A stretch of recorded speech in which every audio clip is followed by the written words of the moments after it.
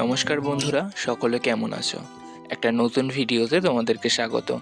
দেখো, আজ সজনে ফুলের বড়া বানাবো, তাই এখানে সজনে ফুলগুলোকে প্রথমে খুব ভালোভাবে জল দিয়ে ধুয়ে নিচ্ছি। বেশ চটকে চটকে ধুতে হবে, কারণ এর মধ্যে কিন্তু অনেক বালি থাকে। এরপর দেখো, এখানে আমার জল দিয়ে ধোয়া হয়ে গেছে, জল ঝরিয়ে নিয়েছি বেশ চেপে।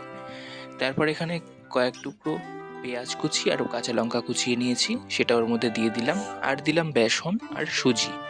এছাড়াও দিতে হবে নুন, হলুদ, লঙ্কার গুঁড়ো, জিরের গুঁড়ো, কালো জিরে আর অল্প পরিমাণ চিনি দিয়ে খুব ভালোভাবে এটাকে মিশিয়ে নিতে হবে। তারপর অল্প অল্প জল দিয়ে খুব সুন্দর করে মেখে নিতে হবে।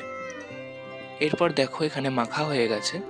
আর কড়াইতে দিয়ে দিচ্ছি সাদা তেল।